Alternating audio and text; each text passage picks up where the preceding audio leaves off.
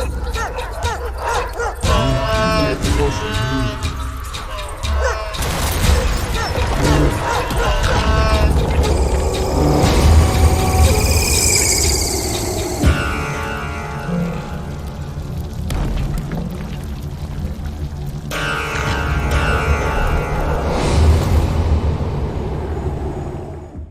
Hello ನಮಸ್ತೆ ಪ್ರೀತಿಯ ವೀಕ್ಷಕರೇ, ನಾನು ನಿಮ್ಮ ಡೆಡ್ಲಿ ರವಿ ಶ್ರೀವತ್ಸ. ಡೆಡ್ಲಿ ಟುಡೆಯ gangs of UK episode number 8ನೇ ಈ ಒಂದು ಸಂಚಿಕೆಗೆ ನಾನು ನಿಮ್ಮೆಲ್ಲರನ್ನೂ ತುಂಬು ಹೃದಯದಿಂದ ಸ್ವಾಗತಿಸ್ತಾ ಇದ್ದೇನೆ.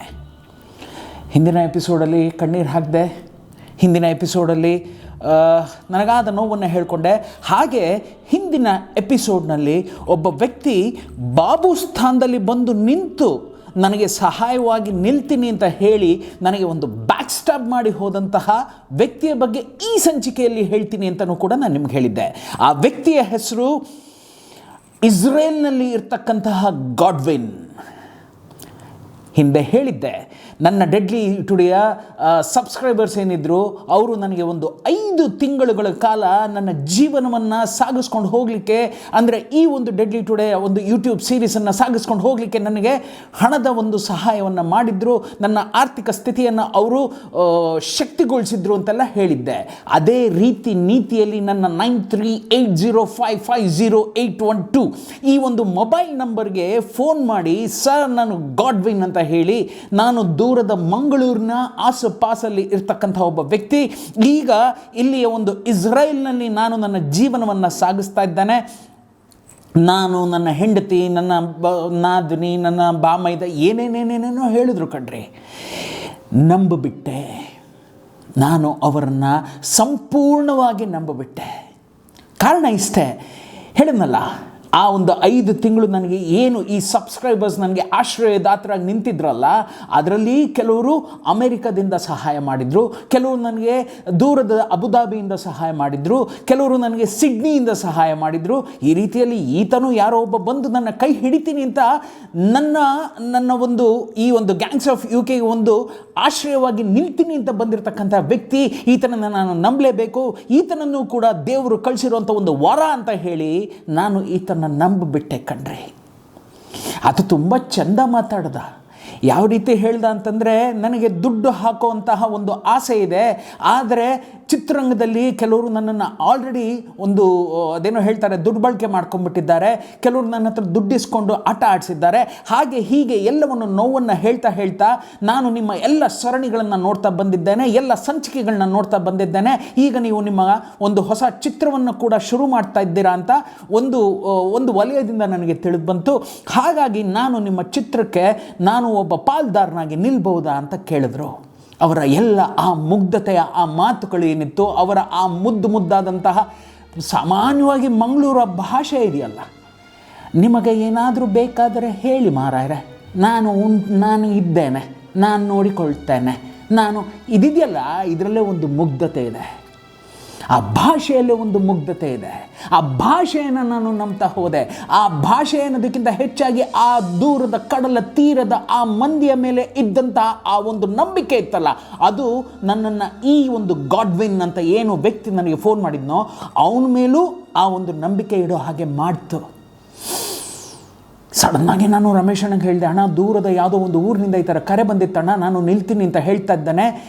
ಈ ವ್ಯಕ್ತಿ ನನಗೆ ಹೇಳಿದಂತಹ, ನನಗೆ ಒಂದು ಭಾಷೆ ಕೊಟ್ಟಂತಹ ಆ ಒಂದು ಅಮೌಂಟ್ ಏನಿತ್ತು ಗೊತ್ತಾ, ಅದು 50 ಲಕ್ಷ ರೂಪಾಯಿ. 1 ಲಕ್ಷ, 2 ಲಕ್ಷ, 3 ಲಕ್ಷ ಹೀಗೆ ನಂಬೋರು ಇದ್ದಾರೆ. ಆದರೆ ನಾನು ಬರೋಬ್ಬರಿ 50 ಲಕ್ಷ ನಾನು ನಿನಗೆ ಸಹಾಯ ಮಾಡ್ತೀನಿ, ನಾನು ನಿನ್ನ ಚಿತ್ರಕ್ಕೆ ಆಸರೆಯಾಗಿ ನಿಲ್ತೀನಿ ಅಂತ ಹೇಳಿದಾಗ ನಾನು ಖಂಡಿತ ನಂಬಿಟ್ಟೆ ಕಣ್ರಿ. ನಾನೊಬ್ಬ I was a fool, emotional fool ಅಂತಲೇ ನಾನು ಹೇಳಲಿಕ್ಕೆ ಇಷ್ಟಪಡ್ತೀನಿ. ಡಬಾಕ್ ಅಂತ ಬಿದ್ದುಬಿಟ್ಟೆ. ಯಾಕೆ ಅಂತಂದರೆ ಆಗಷ್ಟೇ 1 ಸರಿ ಸಿನಿಮಾ ನಿಂತಿತ್ತು, ಆಗಷ್ಟೇ 2ನೇ ಸರಿ ಬಾಬು ಕೂಡ ದೂರ ಹೊರಟೋಗ್ತಾ ಇದ್ದಾನೆ. ಬೇರೆ ವಿಧಿ ಇಲ್ಲ, ಮಾಡಲೇಬೇಕು ಅನ್ನೋ ಒಂದು ದೃಢ ನಿರ್ಧಾರ, ಮಾಡಲೇಬೇಕು ಅನ್ನೋ ಒಂದು ದೃಢ ಸಂಕಲ್ಪ. ಹೀಗಿರೋ ಸಮಯದಲ್ಲಿ ಯಾವಾಗ ಈ ವ್ಯಕ್ತಿ ಬಂದ ಆಶ್ರಯದಾತ ಮತ್ತೊಮ್ಮೆ ಅಂತ ಹೇಳಿ 3ನೇ ಸಾರಿ ಈ ವ್ಯಕ್ತಿಯನ್ನು ನಂಬಿಕೊಂಡು ರಮೇಶನ ನಂತರ ಹೇಳಿ 50 ಲಕ್ಷ ರೂಪಾಯಿ ಹಾಕಲಿಕ್ಕೆ ಆತ ತಯಾರಿದ್ದಾನಂತೆ. ನನ್ನ ಬ್ಯಾಂಕ್ ಅಕೌಂಟ್ ಕೇಳ್ತಾನೆ ಕಣ್ರಿ. ನಾನು ಮಾಡಿದಂತಹ ಸಣ್ಣ ಪುಟ್ಟ ಪೋಸ್ಟರ್ಸ್ ಆಗಿರ್ಬೋದು, ನಾನು ಮಾಡಿದಂತಹ ಟೀಸರ್ಸ್ ಆಗಿರ್ಬೋದು, ಎಲ್ಲವನ್ನು ಕಳಿಸ್ಕೊಟ್ಬಿಡ್ತೇನೆ. ಸಿನಾಪ್ಸಿಸ್ ಕಳಿಸ್ಕೊಡ್ತೇನೆ, ಮತ್ತೊಂದು ಕಳಿಸ್ಕೊಡ್ತೇನೆ, ಎಲ್ಲವನ್ನೂ ಕಳಿಸ್ಕೊಡ್ತೇನೆ. ಆದರೆ ಈ ವ್ಯಕ್ತಿ ನನಗೆ ಹೀಗೆ ಮಾಡಿದ್ರಲ್ಲ, ಅದಾದಮೇಲೆ ನಾನು ರಮೇಶ್ ಅಣ್ಣಂಗೆ ಹೇಳಿದ್ನಲ್ಲ, ಅಲ್ಲಿಂದ ರಮೇಶ್ ಅಣ್ಣ ನಾನು ಎಲ್ಲರೂ ನಂಬಿಟ್ಟು ಓಡಲಿಕ್ಕೆ ಶುರು ಮಾಡ್ತೀವಿ. ಅಂದರೆ ಕರೆದಂತಹ ಎಲ್ಲ ಆರ್ಟಿಸ್ಟ್ಗಳೇನಿದ್ದಾರೆ ಅವ್ರನ್ನೆಲ್ಲ ಪಕ್ಕ ಮಾಡಲಿಕ್ಕೆ ಶುರು ಮಾಡ್ತೀವಿ, ಟೆಕ್ನಿಷಿಯನ್ಸ್ಗಳನ್ನ ಪಕ್ಕ ಮಾಡಲಿಕ್ಕೆ ಶುರು ಮಾಡ್ತೀವಿ. ಈ ಕಡೆ ಏನೇನಿದೆ ಅಲ್ಲಿಯ ಲೊಕೇಶನ್ಸ್ ಏನು ನೋಡ್ಕೊಂಡ್ಬಂದಿದ್ದೇವೆ ಅದಕ್ಕೆ ನಾವು ಆಲ್ರೆಡಿ ಆ ಪರ್ಮಿಷನ್ಸ್ಗಳಿಗೆ ಲೆಟರ್ಸ್ಗಳನ್ನ ಕಳಿಸ್ಲಿಕ್ಕೆ ಶುರು ಮಾಡ್ತೇವೆ. ಹೇಗಿದೆ ನೋಡಿ ಜೀವನ. ಮಾಡ್ತಾನೋ ಮಾಡಲ್ವೋ ಅದು ತದನಂತರ. ನಾನು ಹೇಳಿದ್ನಲ್ಲ, ಮಾಡ್ತೀನಿ ಅನ್ನೋ ಒಂದೇ ಆ ಒಂದು ಅಂಡರ್ಲೈನ್ಡ್ ಆ ಒಂದು ಸೆಂಟೆನ್ಸ್, ಆ ಒಂದು ಸ್ಟೇಟ್ಮೆಂಟ್ ಏನಿದೆ ಅದು ನಮ್ಮನ್ನು ಎಲ್ಲೆಲ್ಲೆಲ್ಲೆಲ್ಲರಿಗೂ ಕರ್ಕೊಂಡು ಹೋಗುತ್ತೆ. ಓಡ್ತಾ ಇದ್ದೀವಿ. ನಾನು ಹೇಳಿದ್ನಲ್ಲ, ಜಾನ್ವರಿಯ ಆಸುಪಾಸು ಧನುರ್ಮಾಸ ಮುಗಿಯೋ ಟೈಮ್ನಲ್ಲಿ ಬಾಬು ನಮ್ಮ ಕೈ ಬಿಟ್ಟು ಹೊರಟದ. ಆ ಧನುರ್ಮಾಸ ಮುಗಿತಿದ್ದಾಗೆ ಈ ವ್ಯಕ್ತಿ ಬಂದು ನಮ್ಮ ಕೈ ಹಿಡಿತೀನಿ ಅಂದಂಥ ವ್ಯಕ್ತಿ ಹತ್ತಿರ ಫೆಬ್ರವರಿ ಮಧ್ಯ ಅಂದರೆ 20, 22, 23ವರೆಗೂ ಅಕ್ಕೋ ಬಂದೆ, ಈಗ ತಂದು ಕೊಟ್ಟೆ, ಆಗ ಕಳಿಸ್ತಾ ಇದ್ದೇನೆ, ನಿನ್ನ ಬ್ಯಾಂಕ್ ಅಕೌಂಟ್ ಪಕ್ಕ ಇದೆಯಾ, ನಿನ್ನ ನಂಬರ್ಗೆ ನಾನು ಯಾಕೋ ಕಳ್ಸೋಕ್ಕಾಗ್ತಿಲ್ಲ, ನಿನ್ನ ಗೂಗಲ್ ಪೇ ನಂಬರ್ ಕಳಿಸು, ಅದಕ್ಕೆ ₹1 ಕಳಿಸ್ತಾ ಇದ್ದೇನೆ, ನಿನ್ನ ಗೂಗಲ್ ಪೇ ನಂಬರ್ಗೆ ₹1 ಕೂಡ ಬರ್ತಾ ಇಲ್ಲ.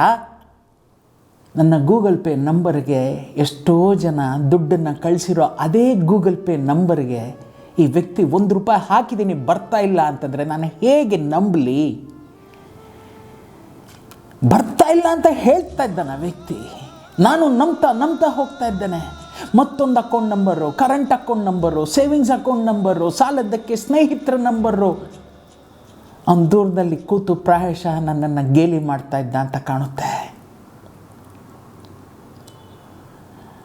ನನಗೆ ತುಂಬ ನೋವಾಗೋಯ್ತು. ದಿನಗಳ ಹತ್ತಿರ ಬಂದುಬಿಡ್ತಾ ಇದ್ದೆ. ಕೈಯಲ್ಲಿರುವಂತಹ ದುಡ್ಡುಗಳು ಕೂಡ ಅದೇನೋ ಹೇಳ್ತಾರಲ್ಲ, ಪೈಸದಲ್ಲಿ ದೂರ ಆಗ್ತಾ ಇದೆ, ಎಲ್ಲವೂ ಆಗ್ತಾ ಇದೆ.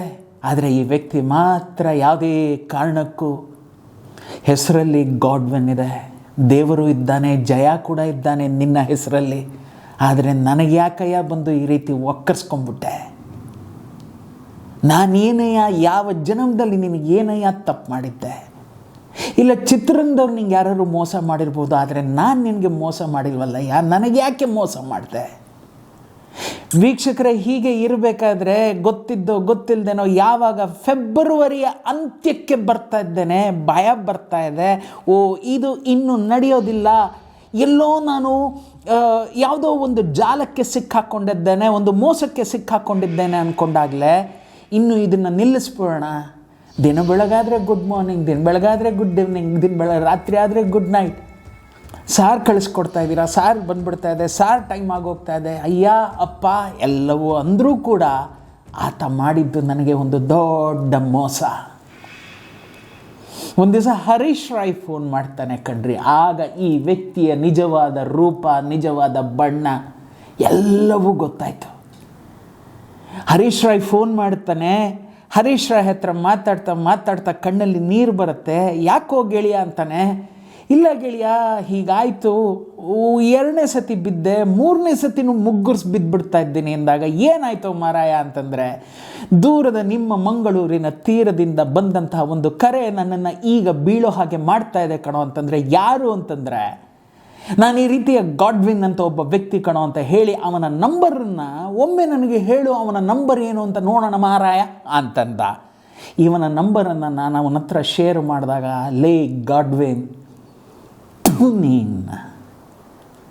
ನನಗೆ ಬಿಡಯ್ಯ, ನನ್ನ ಸಿನಿಮಾ ಅದು ನಿಂತೋಗಲಿ, ಏನೇ ಆಗಲಿ, ಆ ಜೀವ.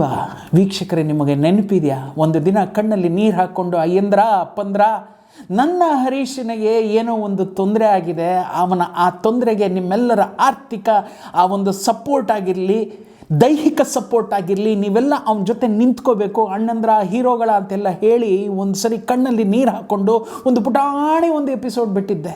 ಅದಕ್ಕೆ ನೀವೆಲ್ಲ ಎಷ್ಟೋ ಜನ ₹1 ಹಿಡಿದು ಲಕ್ಷಾಂತರ ರೂಪಾಯಿವರೆಗೂ ಅವನಿಗೆ ಸಹಾಯ ಮಾಡಿ ಅವನಿಗೆ ಬೆನ್ನೆಲುಬಾಗಿ ನಿಂತು ಎಲ್ಲ ಮಾಡಿದ್ರಲ್ಲ. ಅಲ್ಲೂ ಕೂಡ ಇದೇ Godwin the so called Godwin ಅಂತ ಏನಿದ್ದಾನೆ, ಈ ನನ್ನ ಮಗ ಅವನಿಗೂ ಕೂಡ ಪುಕಾಯಿಸಿದ್ದಾನೆ. ನಿಮ್ಮ ನಂಬರ್ ಕೊಡಿ ಮಾರಾಯರೆ.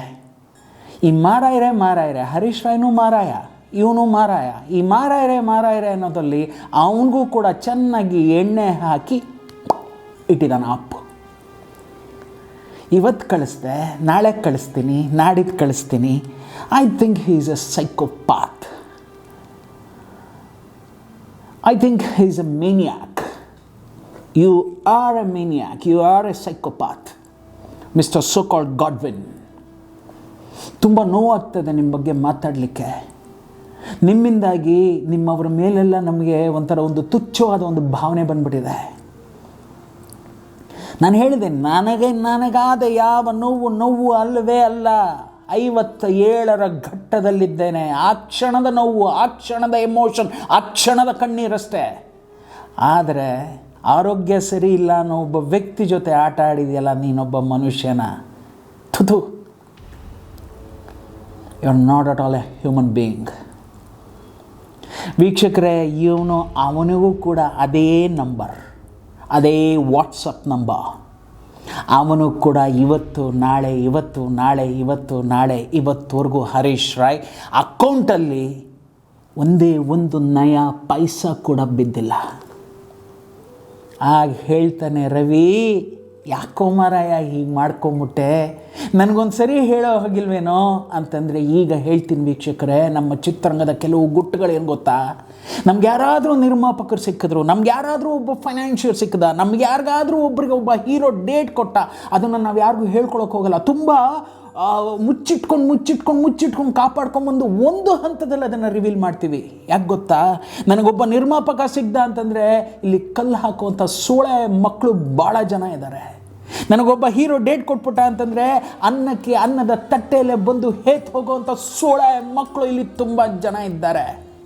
ನಾನು ಗೆಲ್ತಾ ಇದ್ದೀನಿ ಅಂತಂದರೆ ನನ್ನ ಹಿಂದ್ಗಡೆ ಈಟಿ ಇಟ್ಕೊಂಡು ಭಕ್ಕ ಅಂತ ನನಗೆ ಗೊತ್ತಿದ್ದಂಗೆ ಚುಚ್ಚಿ ನನ್ನ ಮೈಯಿಂದ ರಕ್ತ ಹೋಗುವಾಗೆ ಮಾಡುವಂಥ ಹಲ್ಕಟ್ಟು ಸೂಳೆ ಮಕ್ಕಳು ತುಂಬ ಜನ ಇದ್ದಾರೆ. ನಾವು ಹೇಳ್ಕೊಳಕ್ಕೆ ಹೋಗಲ್ಲ ಕಣ್ರಿ. ಅದೇ ನಿಟ್ಟಿನಲ್ಲಿ ಇವನು ಸೋಕಾಲ್ಡ್ ಏನು ಸಿಕ್ಕಿದ್ನಲ್ಲ, ಇವನ ಬಗ್ಗೆ ನಾನು ಯಾರಿಗೂ ಹೇಳ್ಕೊಳಕ್ಕೆ ಹೋಗಿರಲಿಲ್ಲ, ಎಕ್ಸೆಪ್ಟ್ ಫಾರ್ ರಮೇಶಣ್ಣ. ಕಾಪಾಡ್ಕೊಂಡು ಬಂದು ಆಗೋಯ್ತು ಅನ್ನೋವಾಗ ಯಾವಾಗ ಹರೀಶ್ ರಾಯ್ನೋ ಒಂದು ಜೀವ ಕೇಳಿದ್ನೋ ಆವಾಗ ಬಾಯ್ಬಿಟ್ಟೆ. ಅಂದ ಹೇಳೋಕ್ಕಿಲ್ವೇನೋ ಅಂತ. ಇಲ್ಲ ರೀ, ನಿನಗೆ ಗೊತ್ತಲ್ಲೋ ಇಂಡಸ್ಟ್ರಿ ವಿಷಯ, ಯಾರೋ ಸಹಾಯ ಮಾಡ್ತಾರೆ ಅಂದರೆ ಕಲ್ಲು ಹಾಕ್ಬಿಡ್ತಾರಲ್ಲೋ, ಹೇಳಲಿಲ್ಲ ಕಣೋ ಅಂತಂದೆ. ನೊಂದ್ಕೊಂಡೆ. ಅವನು ಆ ಭಾಗದಿಂದ ನೊಂದ್ಕೊಂಡ. ಇನ್ನು ನಂಬಲಿಕ್ಕೆ ಹೋಗಬೇಡ ಅಂತಂದ.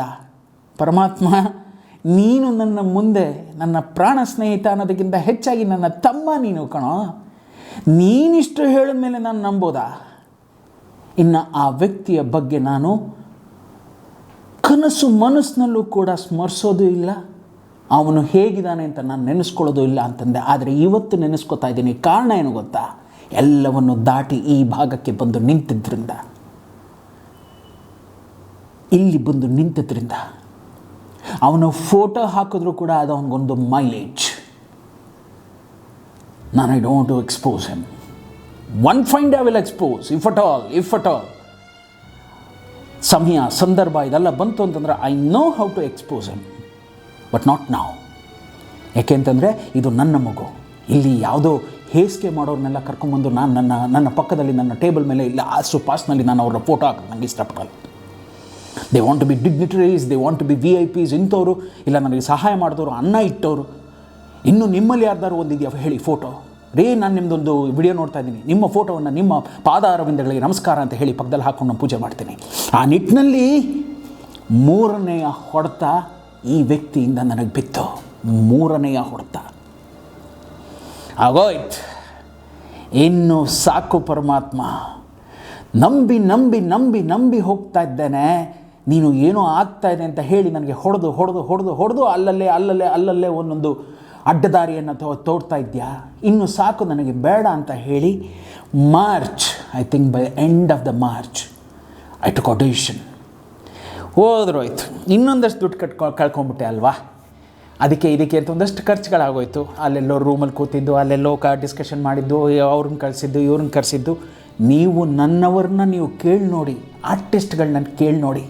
ಒಂದು ದೊಡ್ಡ ಒಂದು ಪತ್ರವನ್ನು ಬರೀತೇನೆ ವಾಟ್ಸಪ್ಪಲ್ಲಿ. ತಪ್ಪಾಯಿತು ಅಂತ ಕೇಳಿಕೊಂಡು ಒಂದು ಪತ್ರವನ್ನು ಬರೆದು ನನ್ನನ್ನು ಕ್ಷಮಿಸ್ಬಿಡಿ, ನಿಮ್ಮ ಅಮೂಲ್ಯವಾದ ಕ್ಷಣಗಳನ್ನು ನಾನು ಹಾಳು ಮಾಡುವಂತಹ ಅಧಿಕಾರ ನನಗಿಲ್ಲ, ಆದರೆ ಹಾಳು ಮಾಡಿದ್ದಕ್ಕೆ ನಿಮ್ಮ ಕಾಲುಗಳನ್ನ ಹಿಡ್ಕೊಂಡು ನಾನು ಕೇಳ್ಕೊತಾ ಇದ್ದೇನೆ, ನನ್ನನ್ನು ತಪ್ಪಾಗಿದೆ, ಕ್ಷಮಿಸ್ಬಿಡಿ. ಈ ಒಂದು ಪತ್ರವನ್ನು ಬರೆದೆ ಎಲ್ಲ ಆರ್ಟಿಸ್ಟ್ಗಳಿಗೆ, ಎಲ್ಲ ಟೆಕ್ನಿಷಿಯನ್ಸ್ಗಳಿಗೆ, ದೂರದ ಬಾಗಲಕೋಟೆಯ ಸ್ನೇಹಿತರಿಗೆ ಎಲ್ರಿಗೂ ಬರೆದು ಇದನ್ನು ಮುಗೀತು ಅಂತ ಹೇಳಿ ನಾನು ಅದನ್ನು ಅಲ್ಲಿ ಬಿಸಾಕ್ತೆ. ಋಣಾನುಬಂಧ ರೂಪೇಣ ಪಶುಪತ್ನಿ ಸುತಾಲಯ. ನಾನು ಈ ಮಗುವನ್ನು ಹೆರಲೇಬೇಕು ಅನ್ನೋದನ್ನು ಆ ಒಂದು ದೈವಾಂಶ ಏನಿರುತ್ತೆ, ಅದರ ಆಜ್ಞೆ ಏನಿರುತ್ತೆ ಅದು ಆಗಿರಬೇಕಾದ್ರೆ ನಾನು ತಪ್ಪಿಸ್ಕೊಳ್ಳೋಕೆ ನಾನು ಯಾರು? ನಾನು ನಿಮಿತ್ತ, ನಾನೇನು ಮಾಡೋಕ್ಕಾಗೋದಿಲ್ಲ. ಹುಟ್ಟಿಸ್ತಾ ಇನ್ನೊಂದು ಸಡನ್ನಾಗಿ ಒಂದು ಮಗುನ. That was Lakshmi Narayana Reddy. ಎಲ್ನಾರ್ ಅಂತಲೇ ನಾವು ಕರಿತೀವಿ. ಲಕ್ಷ್ಮೀ ನಾರಾಯಣ ರೆಡ್ಡಿ ಯಾರು ಅಂತಂದರೆ, ನಾನು ಈ ಜೀವವನ್ನು ನೋಡಿದ್ದು ಪ್ರಾಯಶಃ 1997 ಜಾಕಿ ಚಾನ್ ಅನ್ನೋ ಒಂದು ಸಿನಿಮಾದಲ್ಲಿ. ನಾನು ಥ್ರಿಲ್ಲರ್ ಮಂಜು ಮಾಸ್ಟರ್ಗೆ ಅಸಿಸ್ಟೆಂಟ್. ಈ LNR ಅಂತ ಏನು ಕರಿತೀವಿ, ನಮ್ಮ ರೆಡ್ಡಿ ಅವರು, ಇವರು ಬಂದು Janardhan the great hattrick award winning editor, ಅವರಿಗೆ ಇವರು ಫಸ್ಟ್ ಅಸಿಸ್ಟೆಂಟ್.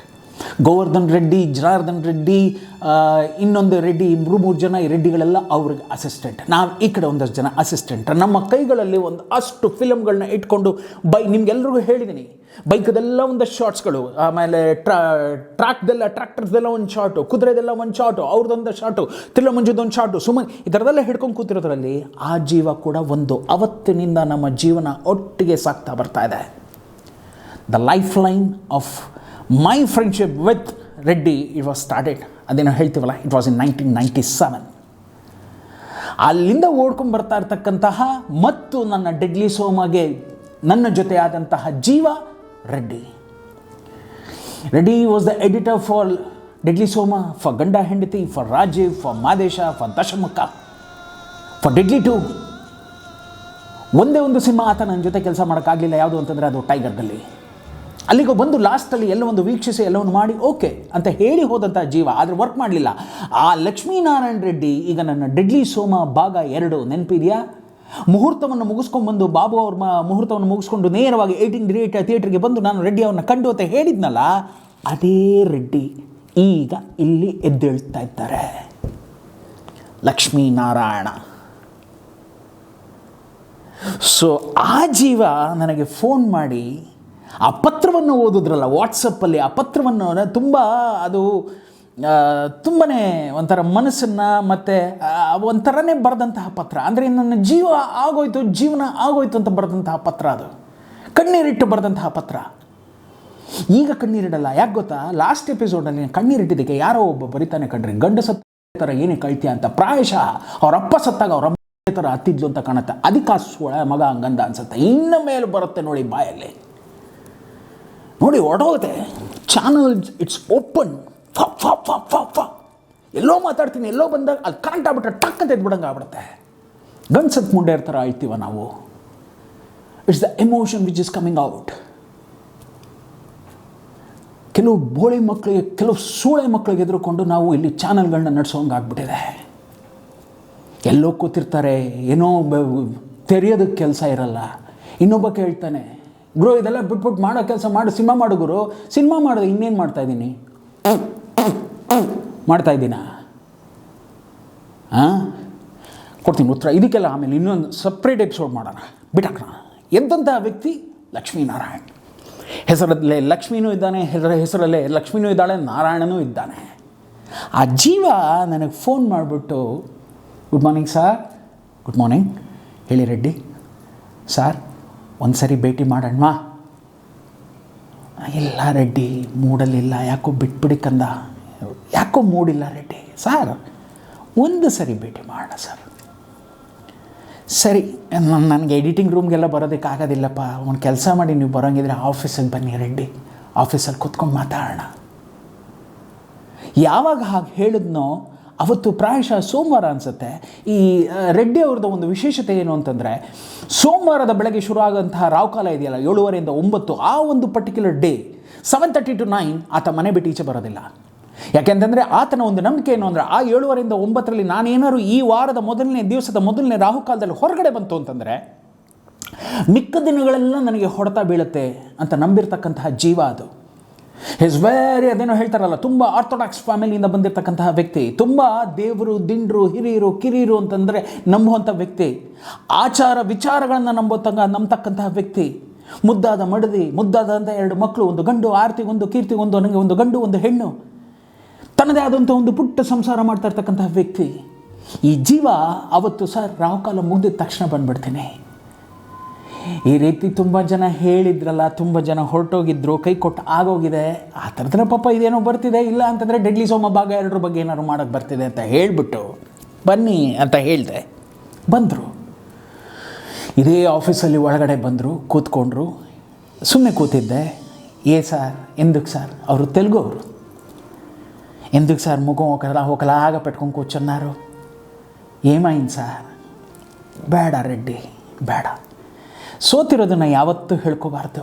ಗೆಲುವಿನ ಕ್ಷಣಗಳನ್ನು, ಗೆಲುವಿನ ದಿನಗಳನ್ನು ನಾವು ಬೆನ್ನಟ್ಟಿ ಹೋಗಬೇಕೆ ಹೊರತಾಗಿ ಸೋತಿದ್ದಾಗೋಯ್ತು ಮತ್ತ್ಯಾಕೆ ಅಂತಂದೆ. ಸರ್ ಎಲ್ಲಿವರೆಗೂ ಬಂದಿದೆ ನಿಮ್ಮ ಸಿನಿಮಾದ ಪೊಸಿಷನ್ ಅಂತಂದರು. ನಾನು ಅಂದೇ ಎಲ್ಲ ಮಾಡಿದ್ವಲ್ಲ ರೆಡ್ಡಿ, ಆವತ್ತು ಹೇಳ್ದಂಗೆ ನಿಮ್ಗೆ ಹೇಳಿದ ಲೊಕೇಶನ್ಸ್ ನೋಡ್ಕೊಂಬಂದ್ಬಿಟ್ವಿ, ಎಲ್ಲ ಆಗೋಯ್ತು, ಬಂದ್ವಿ, ನಿಂತ್ವಿ. ಈಗ ನೋಡಿದ್ರೆ ಫಸ್ಟ್ ಹಂತದಲ್ಲಿ ವಾಲಿ ಬಿಟ್ಟೋದ್ರು, ಆಮೇಲೆ ಸೀತಾರಾಮು ಈಗ ಇಲ್ಲ, ಅವರು ಕೂಡ ಹೊರಟೋಗ್ತಾರೆ, ಇನ್ನು ಡೇಟ್ಗಳಿಲ್ಲ. ಆಮೇಲೆ ಆ ಕಡೆ ನೋಡಿದ್ರೆ ಅಕ್ಷಯ್ ಅವ್ರು ಹೊರಟೋದ್ರು, ಈ ಕಡೆ ವಿಜಯ್ ಅವ್ರು ಹೊರಟೋದ್ರು. ಇಲ್ಲ ರೆಡ್ಡಿ ಅವರೇ, ಇನ್ನಿರೋದು ನಾವಿಬ್ಬರು ಅಷ್ಟೇ, ಎಲ್ಲವೂ ರೆಡಿ ಇಟ್ಟಿದ್ದೀವಿ, ಆದರೆ ಏನೂ ಇಲ್ದಂಗೆ ಆಗಿದೆ, ಶುರು ಮಾಡೋಣ ಸಾರ್ ಅಂತಂದರು.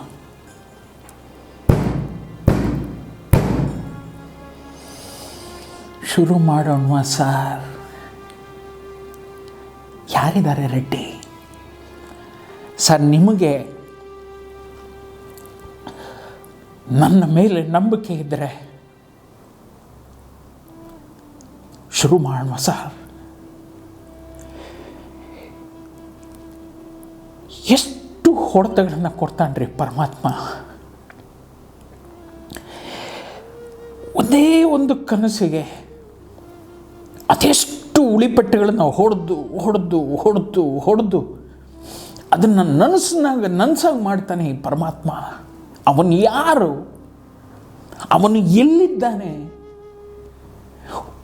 ಯಾರಿದನ್ನೆಲ್ಲ ಮಾಡ್ತಾ ಇರೋದು? ಯಾರಿದನ್ನೆಲ್ಲ ಬರಿತಾ ಇರೋದು? ಯಾರಿದನ್ನೆಲ್ಲ ಈ ರೀತಿ ಆಗೋ ಹಾಗೆ ಪ್ರೇರೇಪಿಸೋದು, ಮಾಡಿಟ್ಟಿರೋದು, ರೆಕಾರ್ಡ್ ಮಾಡಿಟ್ಟಿರೋದು? What is that?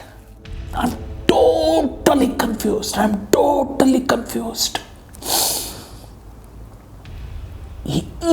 ಇದಿಷ್ಟನ್ನು ಹೇಳೋದಕ್ಕೆ ಒಂದು 8 ಎಪಿಸೋಡ್ ನಾನು ನಿಮ್ಮ ಹತ್ರ ಇರಬೇಕಾದ್ರೆ, ಇದಿಷ್ಟನ್ನು ಅನುಭವಿಸ್ಲಿಕ್ಕೆ ಅಷ್ಟು ದಿನಗಳನ್ನು ನಾನು ಕಳ್ಕೊಂಡು ಬಂದಲ್ಲ. What do we call this as? ಏನಂತ ಕರೆಯೋಣ? ನಾನು ಇದನ್ನು ಏನಂತ ಕರಿತೀರಿ? ಅಟ್ಲೀಸ್ಟ್ ನೀವಾದರೂ ಹೇಳಿ, ಏನಂತ ಕರಿಬೋದು? ಓಡ್ತೇನೆ ಬೀಳ್ತೇನೆ, ಕರ್ಗವನ್ನು ಹೊತ್ತಿದ್ದೇನೆ, ಬೀಳ್ತೇನೆ, ಪಟಾಕಂತ ಹೊಡಿತಾರೆ, ಕರ್ಗವನ್ನು ಹೊತ್ತಿದ್ದೇನೆ, ಬೀಳ್ತೇನೆ, ಟಪಾಕಂತ ಹೊಡಿತಾರೆ, ಕರ್ಗವನ್ನು ಹೊರ್ತಾ ಇದ್ದೇನೆ, ಬೀಳ್ತಾ ಇದ್ದೇನೆ, ಮತ್ತೆ ಆ ಕರ್ಗ ನನ್ನ ತಲೆ ಮೇಲೆ ಬಂದು ಕೂರ್ತಾ ಇದೆ ಅಂತಂದರೆ ಇದು ಯಾವ ದೇವರ, ಯಾವ ಧರ್ಮರಾಯನ ಒಂದು ಲೀಲೆ?